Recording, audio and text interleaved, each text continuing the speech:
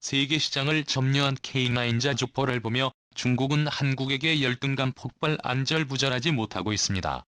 그 이유는 역시 다시 한번 한국산 자주포가 초대박 수출 신화를 연속적으로 이룩했기 때문인데요.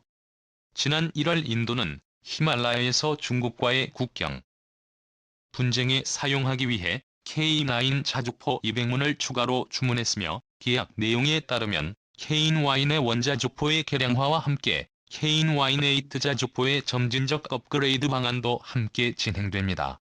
이러한 괴물급 자주포로 중국 국경 지역에 도배하는 군을 보며 중국은 지옥 같은 쓴맛을 삼켜야 할 텐데요.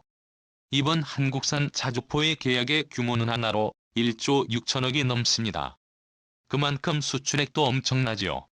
그런데 일각에서는 이번 수출 계약조차 대한민국이 2030년까지 받게 될 해외 수출 러브콜 중에 일부일 뿐이라고 말합니다. K9 자주포를 구매했던 국가들이 한국의 무기 매력에 흠뻑 반해 한국을 다시 찾을 것이기 때문이라고 하는데요. 실제로 최근 들어 K9을 도입했던 나라들의 움직임이 심상치가 않습니다.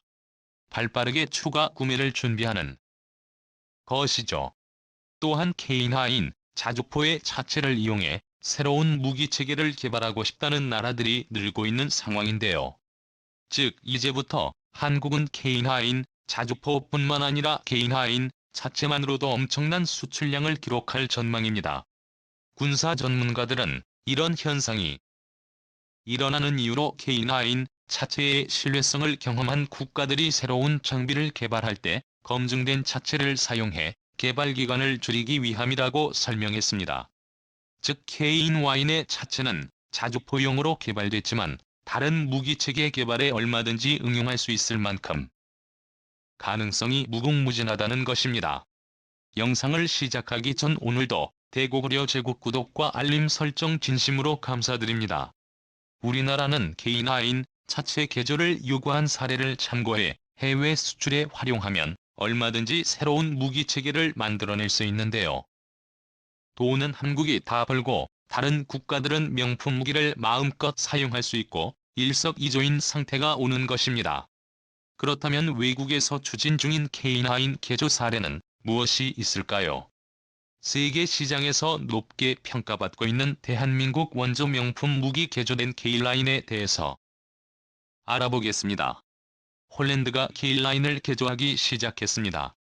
폴란드 측은 우크라이나 전쟁 위기로 인해 재무장의 중요성을 실감하고 있는데요. 특히 폴란드군의 다수를 차지하고 있는 구닥다리 소련제 무기를 버리고 최신형 무기를 확보하기 위해 혈안이 되어 있습니다. 중 하나가 자주대공포 도입인데요. 폴란드는 최근 유럽에서 전쟁 위기가 높아지자 동유럽의 드넓은 평야 지대에서 기갑 부대를 보조할 자주대공포가 필요해졌습니다. 즉 이번에 폴란드에서 다시 자주대공포 수요가 생기고 현지 생산 중인 K9 자체를 이용해 가격을 낮춰 경쟁력 확보를 노린 것입니다. 우리나라 입장에서는 어느 쪽이 팔려도 이득인 수준까지 등극했는데요. 이미 K9 자체를 현지 생산 가능해 새로운 무기 체계를 도입할 필요가 없는 데다가 실패한 UP 플랫폼을 K9 자체만으로도 시행할 수 있기 때문입니다. 이처럼 폴란드도 K9을 활용한 플랫폼에 적극적인 자세를 보이고 있고 다양한 시도를 해보는 등 K9 자체를 적극적으로 활용하고 있습니다. 과거 폴란드의 자작 자주포 개발이 완벽하게 실패했을 당시 구원투수로 등장한 것이 바로 대한민국이었습니다. 폴란드 국방부는 한국과 무기를 계약해 K9 자체 120대를 투입하기로 결정했고 이 덕에 K9 자체에 결합한 H의 스크라프는 오명에서 벗어났을 뿐만 아니라 명품 자주포로 화려하게 부활했습니다. 정면 반동도 제대로 흡수하지 못했던 AH의 스크라프는 K9 자체를 탑재한 뒤로 360도 어느 방향에서나 안정적인 사격이 가능해졌습니다. 이렇게 K9 자체의 놀라운 성능을 보여주자 폴란드가 욕심을 내기 시작했습니다. 각종 한국산 무기 파생력을 개발하자며 한국에게 러브콜을 보내기 시작한 것인데요. 여기에는 그럴만한 이유가 있습니다. 현재 폴란드는 러시아와 나토의 국경을 지키는 최선봉 국가입니다. 이 때문에 서유럽의 나토 국가들이 막대한 재정 지원과 군사 원조를 하고 있으나 아무래도 러시아를 막기에는 부족한 감이 있습니다. 그래서 경제력이 강하지 않은 폴란드의 특성상 한정된 자본으로 최대 효율을 뽑으려고 노력할 수밖에 없습니다. 따라서 폴란드는 가급적이면 하나의 검증된 플랫폼을 이용해 무기를 개발하는 것을 선호합니다. 이유는 예산 절감과 정기성에 탁월한 점이 많기 때문입니다. 게다가 6. 젠지와 달리 K9은 플랫폼만으로도 뛰어난 신뢰성을 보인 것이 가장 중요한데요. 자주포의 강한 반동을 버틸 수 있는 K9의 차체라면 다양한 플랫폼을 개발하기에 안성맞춤이라는 것이죠. 이를 증명하는 좋은 사례가 하나 있는데요. 바로 인도의 경전차 사업입니다. 카슈미르 동부의 라다크 지역에서 중국군과 충돌 중입니다. 그리고 중국의 경전차를 상대할 만한 전차가 없어 경전차를 긴급 도입하기로 결정하였는데요. 군사 전문가들은 만약 K9 차체의 19포탑을 사용할 경우 신뢰성 높은 35톤의 경전차를 만들 수 있다고 주장합니다. 19포탑은 벨기에 철강 업체인 CMI 디펜스가 제조한 105mm 접단 동포로 최대 사거리 5km입니다. 뿐만 아니라 탄도를 사용하면 최대 550mm의 장갑을 관통할 수 있는데요. 이 정도면 경전차를 포함한 모든 종류의 경전차를 격파할 수 있습니다. 또한 105mm 저반 동포 이외에 일반 전차포도 충분히 탑재가 가능한데요. 가격이 비싸지는 저반 동포 대비 가격이 저렴한 일반 전차포를 장착하면 가격적인 측면에서도 경쟁할 수 있을 것으로 분석됩니다. 가격과 성능이 이렇게 우수하니 인도 국방과학연구소도 K9 차체로 새로운 경전차를 만들 생각을 한 것인데요.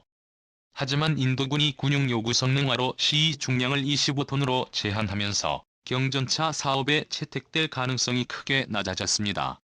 25톤 이면 K9 차체의 무게조차 감당할 수 없기 때문인데요. 그런데 변수가 생겼습니다.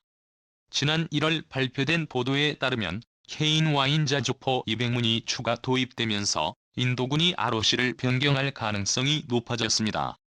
인도의 정책으로 아무리 경전차 사업 긴급 도입이라 해도 국내 생산이 가능한 K9 차체가 있으니 한번 써먹어보자는 것이죠. 그런데 이렇게 훌륭한 차체를 만든 우리 기술자들은 아직도 K9에 만족하지 못한 모양입니다.